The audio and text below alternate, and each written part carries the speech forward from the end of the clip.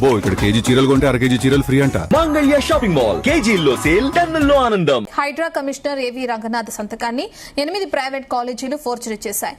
రంగనాథ్ సంతకాన్ని ఫోర్జరీ చేసి fire NOC పత్రాలను సృష్టించాయి. ఆ పత్రాలను ఇంటర్ బోర్డుకు సమర్పించాయి. నకిలీ పత్రాల దర్యాప్తులో భాగంగా పలు కాలేజీలు ఫైర్ ఎన్ఓసీలు ఫోర్జరీ చేసినట్లు అధికారులు గుర్తించారు. వెంటనే ఆ కాలేజీలపై కేసులు నమోదు చేసి చర్యలు తీసుకునేందుకు అధికారులు సిద్దమయ్యారు.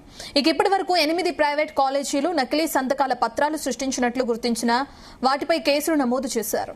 ఇక ఈ నకిలీ సర్టిఫికెట్ల వెనుక పెద్ద ముఠా ఉందనే అనుమానంతో పోలీసులు, హైడ్రా అధికారులు దర్యాప్తును మరింత వేగం చేశారు.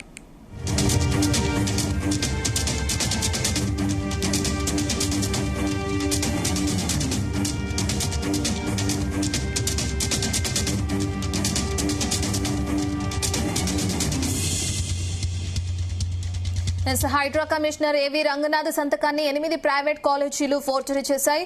రంగనాథ్ సంతకాన్ని ఫోర్జరీ చేసి ఫైర్ ఎన్ఓసీ పత్రాలను సృష్టించాయి. ఆ పత్రాలను ఇంటర్ బోర్డుకు సమర్పించాయి. నకిలీ పత్రాల దర్యాప్తులో భాగంగా పలు కాలేజీలు ఫైర్ ఎన్ఓసీలు ఫోర్జరీ చేసినట్లు అధికారులు గుర్తించారు. ఇక వెంటనే ఆ కాలేజీలపై కేసులు నమోదు చేసి చర్యలు తీసుకునేందుకు అధికారులు సిద్దమయ్యారు. అయితే ఇప్పటి వరకు 8 ప్రైవేట్ కాలేజీలు నకిలీ సంతకాల పత్రాలను సృష్టించినట్లు గుర్తించి వాటిపై కేసులు నమోదు చేశారు అధికారులు.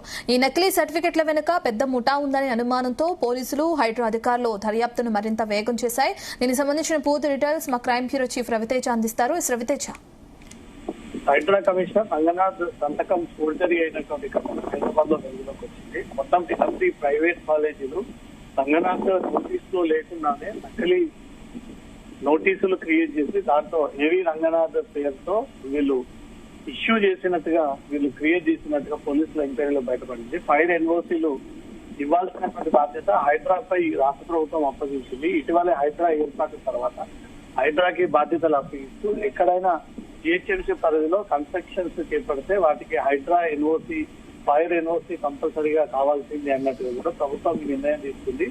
దీన్ని ఆసరాగా చేసుకున్నటువంటి ప్రైవేట్ కాలేజీలు ఎలాగైతే సెట్ బ్యాక్స్ లేకుండా, రూల్స్ అండ్ రెగ్యులేషన్స్ లేకుండా వీళ్ళు ఈ కాలేజీలను ఏర్పాటు చేస్తా ఉన్నారు కాబట్టి వాటికి అనుమతులు రావని తెలిస్తే వీరంతలో వీరే ఒక కాలేజ్ కి ఇచ్చినటువంటి పర్మిషన్ ని కాపీ చేసి యాజ్ ఇట్ ఈస్ గా రంగనాథ్ సంతకం పెట్టి ఈ 8 ప్రైవేట్ కాలేజీలకు చెందినటువంటి వారందరూ కూడా సంతకాలు ఫోర్జరీ చేసి రంగనాథ్ ఎన్ఓసీ ఇచ్చినట్టుగా హైడ్రా కమిషనర్ పేరుతో ఈ ఎన్ఓసీలు వీళ్ళు కాలేజ్ తరఫున నడిపిస్తా ఉన్నారన్నట్టు కూడా పోలీసుల ఇన్వెస్టిగేషన్ లో బయటకు వచ్చింది. మొత్తం 76 కాలేజీలు ఎన్ఓసీలు సబ్మిట్ చేయగా 8 నకిలీ ఎన్ఓసీలు సబ్మిట్ చేసినట్టుగా కూడా పోలీసులు గుర్తించడం జరిగింది. లేక్ పోలీస్ స్టేషన్ లో హైడ్రా అడిషనల్ డైరెక్టర్ ఫిర్యాదు చేయడంతో ఈ అంశం వెలుగులోకి వచ్చింది.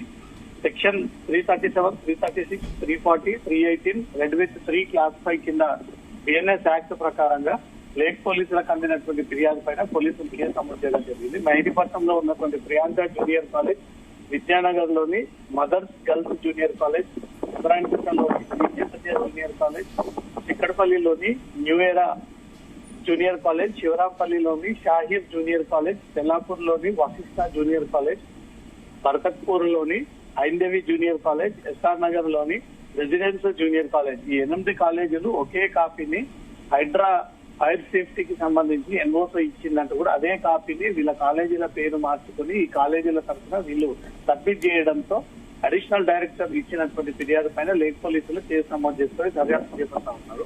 మొత్తం హైదరాబాద్ పరిధిలో ఇంకెంతమంది ఈ ఫోర్జరీ సంతకాన్ని క్రియేట్ చేసి కాలేజీలకు వీళ్ళు అనుమతి తెచ్చుకున్నారనే దాంతో కూడా పోలీసుల ఇన్వెస్టిగేషన్ వెలుగులోకి రావాల్సి ఉంది. ఒక్కసారిగా హైడ్రా వీటన్నిటిపైన దృష్టి పెట్టి ఎక్కడెక్కడ ఈ కాలేజీలో ఇటీవల ఎన్ఓసీ పొందారు, ఏ రూపంలో పొందారు, నిజంగానే పొందారా, పొందినటువంటి ఈ నకిలీ సర్టిఫికెట్ ని వీళ్ళు క్రియేట్ చేశారనే దాంట్లో కూడా లేక్ పోలీసులు వీటిపైన ఇన్వెస్టిగేషన్ సాధించనున్నారు. ఎందుకంటే సెట్ బ్యాక్స్ లేకుండా, సేఫ్టీ మెజర్మెంట్స్ లేకుండా విద్యార్థుల ఈ ప్రాణాల విషయంలో కానీ సేఫ్టీ మెజర్మెంట్ విషయంలో అసలు కాలేజీ యాజమాన్య నిబంధనలను పాటించట్లేదు అంటూ కూడా గతంలో నుంచి ఆరోపణలు ఉన్నాయి. కాబట్టి ఆ కాలేజీలకు ఎట్టి పరిస్థితుల్లో అనుమతి రాదు, ఎన్ఓసీ ఇయ్యరని తెలిస్తే ఒక కాపీని సృష్టించి దాంట్లో రంగనాథ్ సంతకాన్ని పెట్టించి ఈ కాలేజీలన్నిటికీ ఎన్ఓసీలు వచ్చినట్టుగా కూడా ఓ కేటుగాళ్లు ఒక ముఠాగా తయారయ్యి హైడ్రా పేరుతో ఇలాంటి చర్యలకు పాల్పడతా ఉన్నారన్నట్టు గుర్తించి కంప్లైంట్ ఇవ్వడం జరిగింది. కాబట్టి దీనిపైన పోలీసులు కేసు నమోదు చేసుకుని దర్యాప్తు ప్రారంభించారు.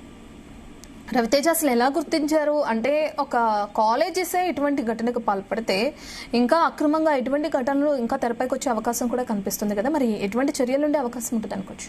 హైదరాబాద్ లో దాదాపు ఈ ఇంటర్మీడియట్ ఇంజనీరింగ్ కాలేజీలను కూడా అనుమతులు లేకుండా వెలిసేటువంటి కాలేజీలే. ఈ కాలేజీ ఏర్పాటుకు ముందు ఎవరైతే తమకు ఆటంకం అనిపించేటువంటి వ్యవస్థల్ని ముందస్తుగానే డబ్బులు ఇచ్చి మేనేజ్ చేసుకోవడము, ఎవరు అటువైపుగా రాకుండా వీళ్ళు ప్రణాళికతో ఆ అధికారులని పూర్తిగా కమ్మేయడము, వాళ్ళకి ఇష్టానుసారంగా ఆఫర్లు ఇవ్వడము, ఎలాగో ఈ సమయంలో అనుమతులు రావు, ఎన్ఓసీలు రావు, ఇటు జిహెచ్ఎంసీ నుంచి అనుమతులు రావు అంటూ కూడా ఇవన్నీ తెలుసుకునే అడ్డదారిలో వెళ్తూ ఈ కాలేజీలు గతంలో నుంచి అనేక అక్రమాలకు పాల్పడ్డారనే ఆరోపణలు వ్యక్తమవుతా ఉన్నాయి. ఇటీవలే కాలేజీలు ప్రారంభమైన తర్వాత కాలేజీలకు కంపల్సరీగా హైడ్రా నుంచి ఎన్ఓసీ కావాలి అంటూ కూడా ఈ నియమ నిబంధనలను రాష్ట్ర ప్రభుత్వం ఏర్పాటు చేయడము, ఎలాగో తమకు ఎన్ఓసీలు రావు కాబట్టి ఎలా ముందుకు వెళ్ళాలి అని ఒక అక్రమ మార్గాల ద్వారా ఒకే కాపీని వివిధ కాలేజీల పేర్లు మారుస్తూ రంగనాథ్ సంతకం పెట్టినట్టుగా ఎన్ఓసీ జారీ చేసినట్టుగా ఈ అన్ని క్రియేట్ చేసినటువంటి అంశం అడిషనల్ డైరెక్టర్ నోటీస్ వచ్చినటువంటి వెంటనే అతను ఇచ్చినటువంటి ఫిర్యాదు పైన ఈ కేసులు నమోదయ్యాయి. ఇటీవలే ఇంకా ఎవరెవరు ఎన్ఓసీలు పొందినటువంటి వ్యక్తులు ఉన్నారు వాటన్నిటిపై కూడా హైడ్రా ఫోకస్ చేసింది. అసలు హైడ్రాకి అప్లికేషన్ పెట్టుకున్నారా, హైడ్రా అనుమతి ఇవ్వనప్పటికీ వారంతల వారి అనుమతి ఇచ్చినట్టు కూడా ఎవరైనా ఇంకా తిరిగి ఫోర్జరీని సబ్మిట్ చేశారనే కోణంలో కూడా వివరాలను సేకరిస్తా ఉన్నారు. Okay, thank you Raviteja.